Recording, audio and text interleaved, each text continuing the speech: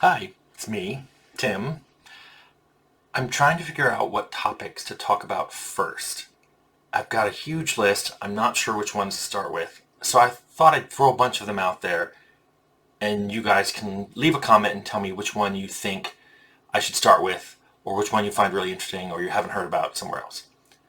So I can start before I even got into gaming or professionally. Back when I played D&D in high school as a DM, which is where I learned the most important lesson, which drove all the rest of my game development, which is you can make the best story in the world, but you can't make your players actually follow it. And you end up just having to go with the flow and inventing consequences for their actions and just moving forward. It's so many stories for that. We can jump right into my first game job, which I got offered when I was 15, and I accepted on my 16th birthday, where I made art tools. I programmed them on an Atari 800 to make art for use on an IBM PC to generate the code for a game that was played over a cable TV set-top box. That's a really archaic sentence because this started in 1981. I don't think there's anything like that around today. Or I can talk about Interplay, which is where I went. I left grad school in California to go make Bard's Tale construction set. And a few years later, that's when Fallout was born. So many stories with that. And in between those two games, there was Rags to Riches and work on a Star Trek game and making installers for a lot of games and making graphics libraries and operating system abstraction libraries. And my fingers were in lots of things. We're going to talk about Troika.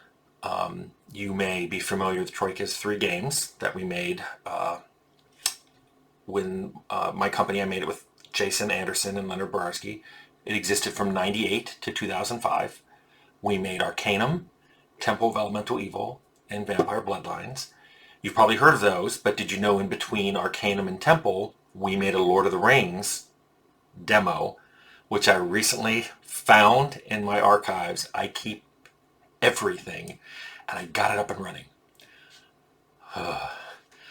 You may also know we started our own post-apocalyptic game, which was codenamed Epic, right before we shut down Troika.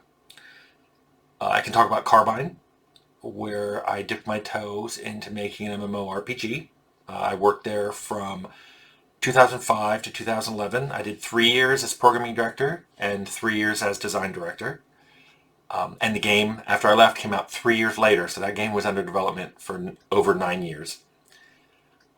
Or I can jump right into Obsidian and talk about making South Park: The Stick of Truth. I can talk about Pillars of Eternity, or Tyranny, or The Outer Worlds. There's a lot of stories for all of them. I have notes and funny stories and just funny stuff about all that.